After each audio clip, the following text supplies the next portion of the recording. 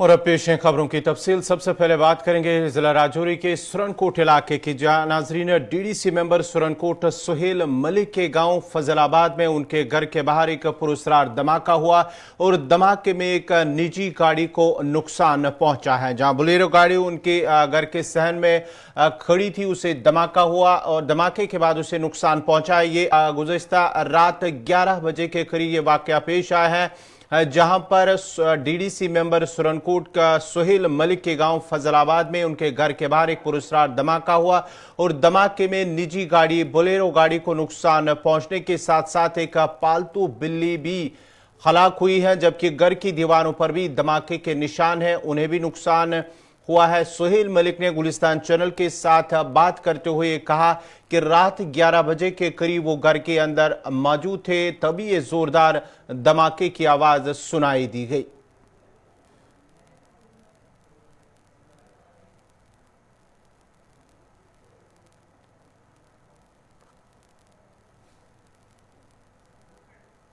करीब मैं घर में ही बैठा हुआ था, तो बाकी फैमिली मेम्बर्स भी और मेरे पीएसओ भी, हम सारे घर के अंदर थे। कोई तकरीबन कुछ पहले थोड़ी सी कोई आवाज़ आई किसी चीज़ के गिरने की और उसके बाद फिर कोई एक्सप्लोजन हुआ। सारे घर के अंदर ही बैठ गए, मैं भी अपने घर में ही मतलब नीचे लेट गया ज़मीन पर। बाकी वालों ने भी, जो लड़के थे उन्होंने भी पोजीशन वगैरह ले ली। तो बड़ा एक माइटी नेचर का एक्सप्लोजन था, जिसकी आवाज़ जो है वो लगभग पूरे सुरनकोट ने सुनी। और जहाँ ये बाइट हो रही है, ये फजलाबाद का मुकाम है और ये मेरा घर मतलब अंदर, ये बिल्कुल रोड की साइड पर है। और यहाँ मेरी गाड़ी लगी हुई थी, वो गाड़ी भी डैमेज हुई है। उसके नीचे एक बिल्ली थी, उसको भी, और बाकी ये जो स्प्रिंट वगैरह हैं छतों पर और इस तरफ भी हैं। तो अभी ये असर्टन नहीं हुआ कि क्या है ये एक्सप्लोजन, किस नेचर का था या क्या सर्कमस्टांसिस थे, किस में हुआ। लेकिन चलो ऊपर वाले का शुक्र है कि कोई बंदा बाहर नहीं था उस वक्त। हम घर के अंदर थे, क्योंकि मैं गांव में रहता हूँ और यहाँ 8-9 बजे लोग घरों के अंदर ही रहते हैं मोस्टली। इतना कल्चर नहीं होता कि बाहर बैठना या जाना। तो सेव हो गए तो अल्लाह का शुक्र है। कुल 10 मिनट के अंदर ही मेरी एसएसपी साहब से बात हुई, डीएसपी साहब से, सीओ साहब से 16 RR के, उसके बाद एसएचओ साहब से, और उन्होंने मुझे अश्योर किया कि हम 10 मिनट के अंदर आ रहे हैं। और मुझे लगता है कि वो 9 मिनट के अंदर आ गए। जिस जगह भी थे फिर वो पूरा एरिया उन्होंने देखा, अंदर भी उन्होंने देखा। और तकरीबन कोई रात को 3-4 बजे हम फारग, मतलब वो फारग हुए और फिर कुछ नफरी यहाँ रही और कुछ चली गई। तो ये बड़ा एक अनफॉर्चुनेट है कि इस तरीके से एक अगर कोई भी एक्सप्लोजन है या ये, और पर्सनल मतलब इन पर्सन घर के अंदर, तो मुझे लगता नहीं कि रजौरी पुंछ में इससे पहले इस तरह का कुछ हुआ है, या कोई सियासी लीडर के साथ किसी के, जिस तरह हम भी अब पॉलिटिक्स में हैं। तो फिर भी मैं अल्लाह का शुक्र करता हूँ कि जो है बचा। रात को हमें भी एजेंसी वालों ने फ़ोन किया कि भाई आप पंचायत का, आपकी पंचायत में हादसा हुआ। तो मैंने 11:15 बजे मुझे उनने फ़ोन किया एजेंसी वालों ने, तो मैंने इससे वेरीफाई किया और मैं जो पंचायत लोवर बी के सरपंच हैं, मैंने इनको पूछा। उसके बाद मैंने सोहेल साहब को फ़ोन किया क्या बात होगी, तो ये इन्होंने कहा कि चीज़ बाहर से थ्रो किया है तो मेरी गाड़ी के नीचे आन के फटा है। अब ये मैं नहीं इसमें वाज़ह कर सकता कि उसमें ग्रेनेड है, बम है, क्या चीज़ है, लेकिन इनमें से कोई चीज़ फेंकी गई है, थ्रो की गई है दीवार से। वो दीवार भी इनकी बहुत ऊंची है। मेरा मानना यह है कि मैं दरख्वास्त करूंगा डिस्ट्रिक्ट एडमिनिस्ट्रेशन से और J&K जम्मू एंड कश्मीर जो LG सरकार है इससे कि ये जो जितने भी चुने हुए नुमाइंदे हैं, ये बड़ा अफसोस की बात है कि एक DDC के घर में अगर यहाँ ऐसी चीज़ हो सकती है तो बाकी लोगों के लिए तो नॉर्मल बात है। और मैं दरख्वास्त करूंगा कि इस चीज़ के ऊपर सख्त से सख्त गौर की जाए और ऐसे मसले पर पूरा आइडेंटिफाई किया जाए। एरिया में भी, इलाके में भी इनकी एजेंसियां इतनी हैं, एजेंसियों के थ्रू ये पूरा कंप्लीट जो है इसके नताइज निकलने चाहिए। दूसरा, सिक्योरिटी के बारे में मैं ये कहूँगा कि एक एक दो दो सिक्योरिटी ये दे रखी है, लिहाजा इनको सिक्योरिटी। सुहेल मलिक के घर के बाहर जो धमाका हुआ, इस खबर पे मजीद तफसीलात के लिए सीधा अपने नुमाइंदे जमशीद मलिक के पास चलते हैं। जमशीद, क्या कुछ अपडेट है इस हवाले से जो इस रात 11 बजे के करीब जो बताया जाता है कि धमाका हुआ, क्योंकि सुहेल मलिक ने भी गुलिस्तान न्यूज के साथ बात की है, क्या कुछ मजीद अपडेट है इस हवाले से? गौर, बिल्कुल सुहेल मलिक से बात के बाद ये बात और कहीं क्लियर हुई है कि इनके घर पे कोई चीज थ्रो की गई है, चाहे वो हैंड ग्रेनेड हो सकता है या देसी बम हो सकता है। ये चीजें देखने वाली हैं क्योंकि देर रात से ही इस पे एजेंसियां काम कर रही हैं और सुबह भी इस पे एजेंसियों की तरफ से काम किया गया है क्योंकि क्या इसके घर में कोई ग्रेनेड थ्रो किया गया है या देसी बम धमाका था। क्योंकि इस धमाके ने बड़े सवाल कहीं खड़े किए हैं क्योंकि सुरनकोट जैसा इलाका पूंछ का सुरनकोट जो इलाका है, इस इलाके में कुछ अरसा पहले तक अगर 10-12 साल पीछे चल जाए बहुत ज्यादा मिलिटेंसी इलाके थे, मगर उसके बाद हालात बिल्कुल नॉर्मल की तरफ लौट आए थे। मगर सुहेल मलिक के घर इस तरह हमला करना ये बड़ा सवाल कहीं खड़े जरूर करता है, जिसको देखते हुए एजेंसियों की तरफ से जरूर फौरी कार्रवाइयों का सिलसिला शुरू कर दिया गया है। जांच शुरू कर दी गई है कि धमाका ग्रेनेड का था या कोई देसी बम था। ये चीजें देखते हुए एजेंसियों की तरफ से भी आगे काम किया जा रहा है। जिस तरह ये कहा जा रहा है कि ग्रेनेड धमाका हो सकता है, इसका इंकशाफ किया जा रहा है, मगर इसका अभी तक तस्दीक नहीं हो पाई है। मगर इंकशाफ जरूर किया जा रहा है कि ग्रेनेड धमाका हो सकता है जिसमें इसकी गाड़ी को नुकसान पहुंचा, वहां एक बिल्ली थी वो मारी गई है, इसके घर को भी कुछ हल्का सा नुकसान पहुंचा। और इस धमाके के बाद लोगों में जरूर खौफ देखने को मिल रहा है क्योंकि ये इलाका खास करके फैजलाबाद का ये इलाका है जो 10-12 साल पहले बहुत ज्यादा मिलिटेंसी इफेक्टेड था, मगर हालात बेहतर हुए थे और ऐसे बेहतर हालात में इस तरह का धमाका लोगों के लिए जरूर चिंता का विषय बना हुआ है। चलिए, बहुत बहुत शुक्रिया जमशीद मलिक आपका। ये थे जमशीद मलिक तफसीलात फराम करे थे जहां सुरनकोट के फजलाबाद इलाके में DDC मेंबर सुहेल मलिक के घर के बाहर एक धमाका हुआ, यानी कि उनके शहर में धमाका हुआ, घर के शहर में धमाका हुआ है जिसके नतीजे में गाड़ी को नुकसान पहुंचा है और एक पालतू बिल्ली वो भी हलाक हुई है। उसके साथ साथ ही मकान को भी जुज़वी तौर पर नुकसान पहुंचा था। पुलिस ने इस सिलसिले में केस दर्ज करके मजीद तहकीकात शुरू कर दी है।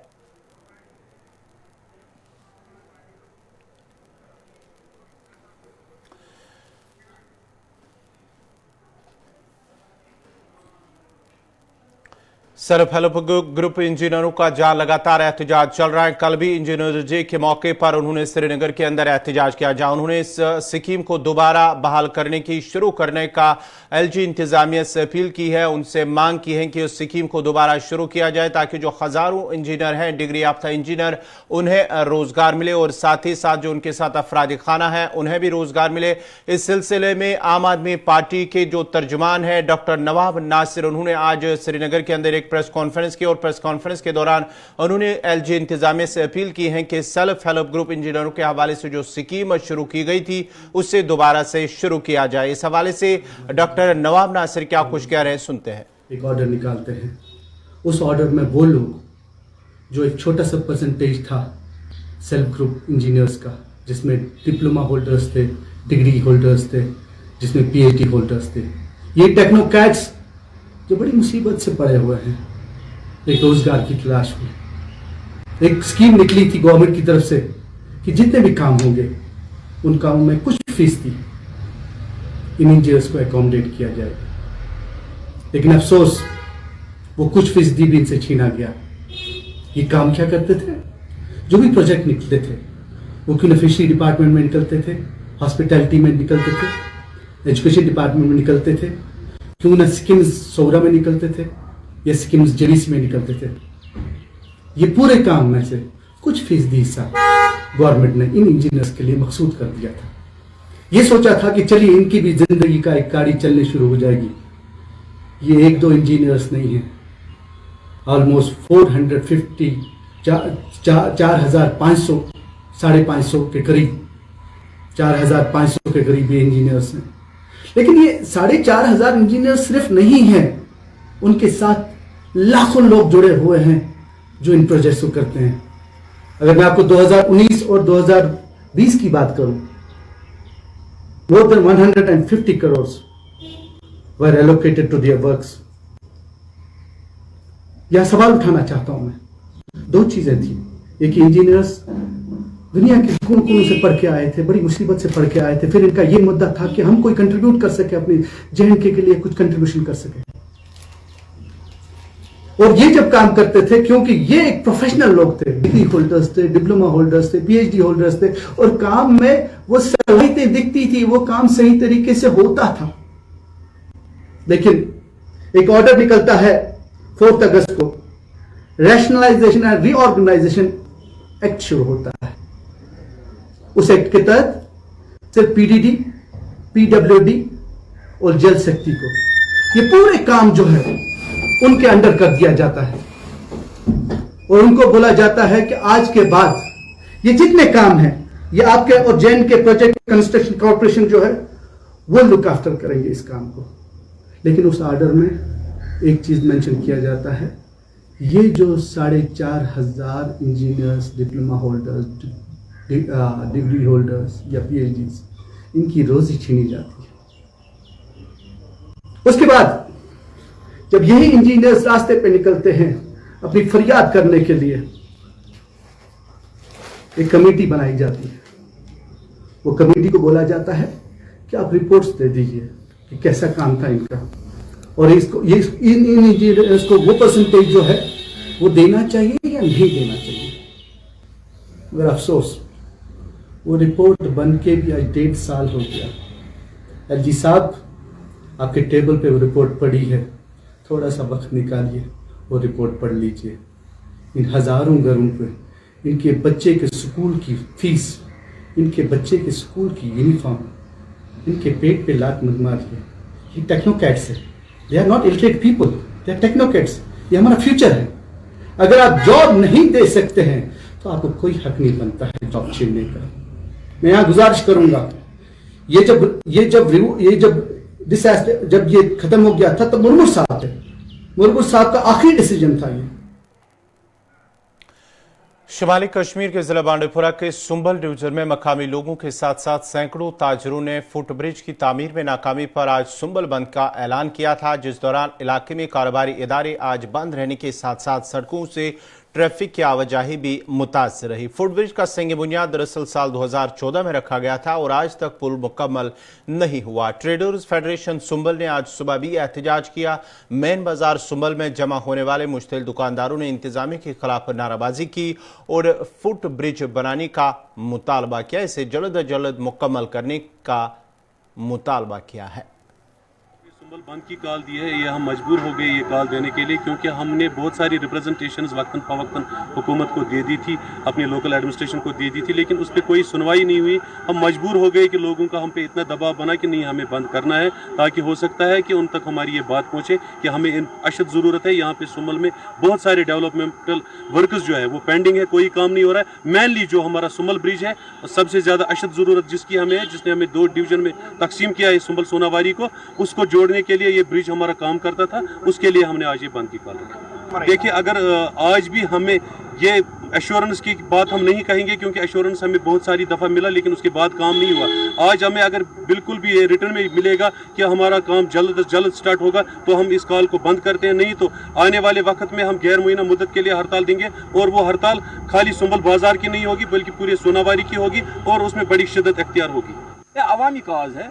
ये जो सुंबल ब्रिज है 120 साल के बाद इसको जब मुनहदिम किया गया 2012 में, उसके बाद 2014 में इसका फाउंडेशन नस्ब किया गया, लेकिन आज तक 8 साल गुजरने के बावजूद इस ब्रिज को नहीं मुकम्मल किया गया, नहीं बनाया गया। और इसे 4 डिस्ट्रिक्ट्स के लोग, गांधरबल, बांडीपोरा, श्रीनगर और बारामूला, 4 के लोग यहाँ इधर आर पार जाते हैं। बहुत ट्रैफिक का दबाव रहता है, लेकिन आज अनफॉर्चुनेटली बिल्कुल लोग पैदल शिकारियों में जाना पड़ता है। ये परेशानी होती है लोगों को। इसलिए आज जो ट्रेडर्स फेडरेशन की जो कॉल थी, वैसे एक आम आदमी मुझे इसमें शमूलियत अख्तियार करना पड़ी।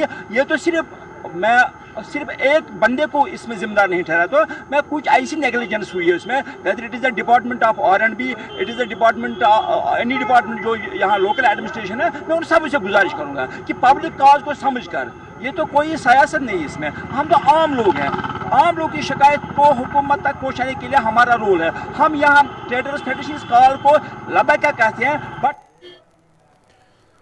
और बारामूला के लोगों ने भी इंतजामिया के खिलाफ शिकायत करते हुए कहा कि अगर इलाके में बरसों बाद मैगडम बिछाया गया, तमाम काम करने वाली एजेंसी की जानिब से गैर मयारी मटीरियल इस्तेमाल हुआ है और हुकूमत को ज़ाया किया गया। उन्होंने जिला तरक्याती कमिश्नर बारामूला से मुदाखलत की अपील करते हुए कहा कि गैर मयारी का काम करने वालों के खिलाफ कार्रवाई की जाए और यहाँ मयार के मुताबिक काम करवाया जाए, ताकि आने वाले दिनों में लोगों को मुश्किलात का सामना न करना पड़े।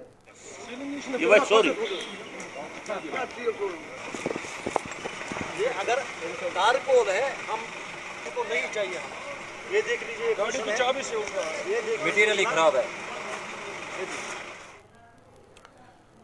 जनूबी कश्मीर पुलवामा के गोसो इलाके अगरचे बादाम सनत में काफी मशहूर इलाका रहा, ताम अब ये सनत आहिस्ता आहिस्ता खत्म हो रही है। इलाके के लोगों का कहना है कि चंद साल कबल बादाम का मार्केट काफी अच्छा था और इसके साथ वाबस्ता लोगों को काफी फायदा मिलता था, ताहम अब मार्केट में इसकी कीमत बहुत कम हुई है, जिसकी वजह से उन्हें नुकसान हो रहा है, जबकि जो इस पर लागत आती है उससे भी कम कीमत बाजारों में मिलती है, जिसकी वजह से वो काफ़ी परेशान हैं। उन्होंने मुतलका महकमा पर गैर संजीदगी का इल्ज़ाम आयद करते हुए कहा कि मुतलका महकमा की अदम दिलचस्पी की वजह से सनत रूब ज़वाल है।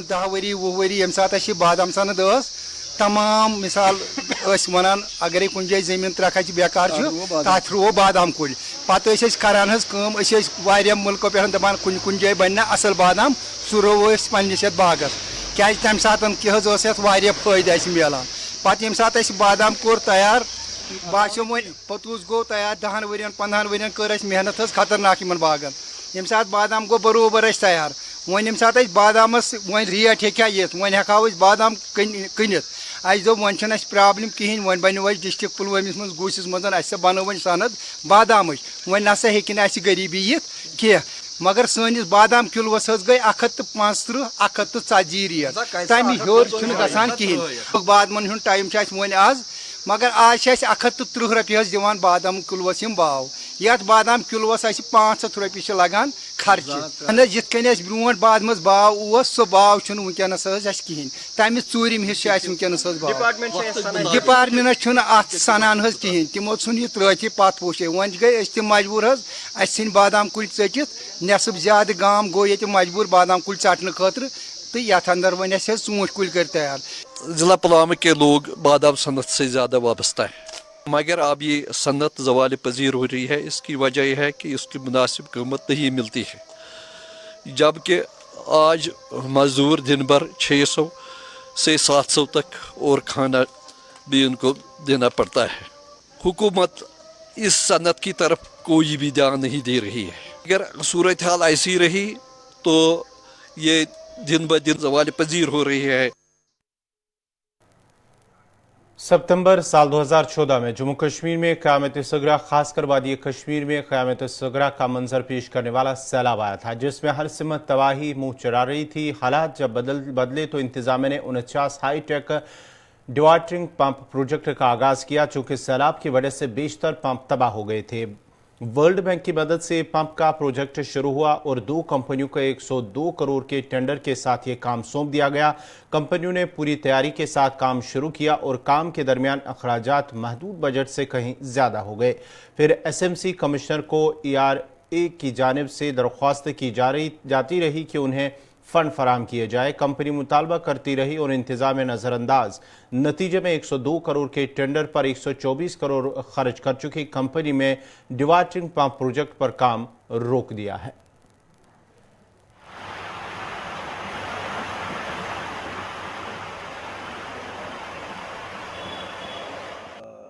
9 महीने से हम इनको कॉरस्पॉन्डेंस कर रहे हैं कि जो आपने हमारे साथ कमिटमेंट किया है कि आपका जो एडिशनल वर्क है उसका पेपर हमें फाइनल कीजिए, और जो वर्क डन पेमेंट्स जो ऑलरेडी बिल सबमिटेड है पिछले 9 महीने 1.5 साल से वो पेमेंट नहीं हो रही है।